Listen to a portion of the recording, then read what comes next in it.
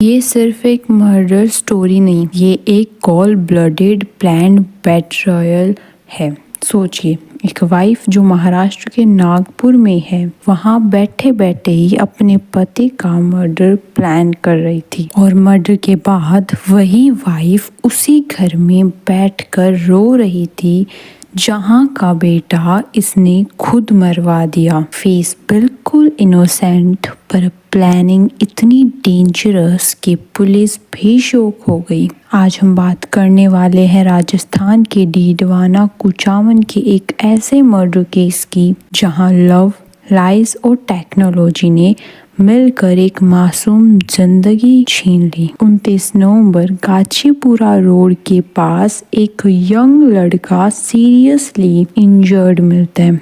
नाम सुरेंद्र दादरवाल, जो कि प्राइवेट स्कूल के टीचर थे और गवर्नमेंट जॉब के लिए प्रिपरेशन कर रहे थे। शुरुआत में लगा रोड एक्सीडेंट है, पर जब पोस्टमार्टम रिपोर्ट आई तो सच सामने आ गया। एक्सीडेंट नहीं, सुरेंद्र की गर्दन काटी गई थी। यहीं से केस ने लिया एक शॉकिंग टर्न। सुरेंद्र की शादी हुई थी रेखा से साल 2018 में। शादी खुशी खुशी हुई, पर रेखा शादी के बाद ससुराल कभी नहीं आई क्योंकि उस टाइम उसकी एज कम थी और रेखा का कहना था कि अभी पढ़ाई कंप्लीट करनी है, गवर्नमेंट जॉब के लिए कोचिंग करनी है।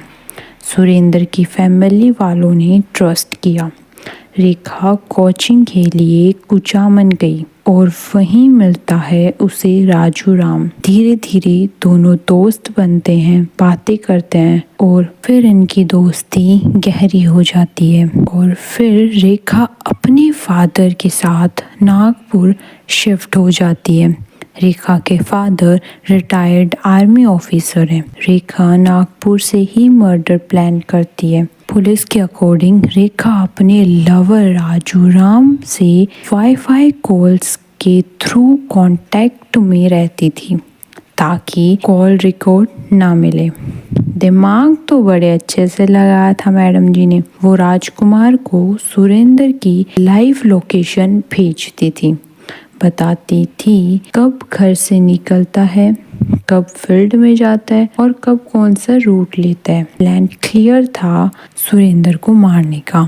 29 नवंबर को राजू राम और उसका साथी जीवन राम रेडी थे। राजू राम ने कुचामन डी मार्ट से चाकू खरीदा। तो यहाँ अब सुरेंद्र जा रहा था गाजीपुरा रोड से अपने फील्ड की तरफ। राजू राम और जीवन राम दोनों ने बाइक खराब होने का नाटक किया और जैसे ही सुरेंद्र ने हेलमेट उतार के हेल्प के लिए रुका, उस सुनसान जगह पर उसकी गर्दन पर वार किया गया। वो वार बहुत डीप था।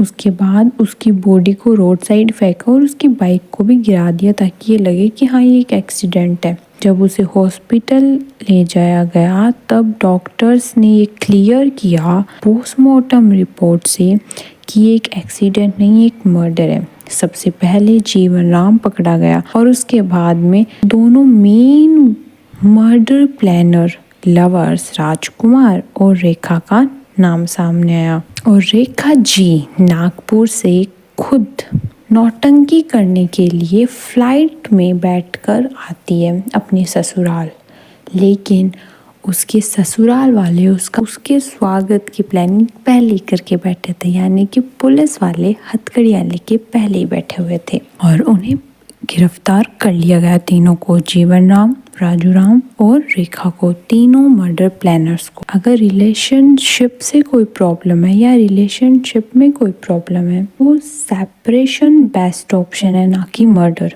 अगर हस्बैंड पसंद नहीं था तो छोड़ सकती थी, डिवोर्स ले सकती थी, लेकिन किसी की लाइफ छीन लेना ये राइट किसी के पास नहीं है। आप क्या सोचते हैं, इस लव के नाम पर मर्डर क्या कभी जस्टिफाइड हो सकता है? कमेंट कीजिए, वीडियो शेयर कीजिए और चैनल को सब्सक्राइब कीजिए। जय हिंद, जय भारत।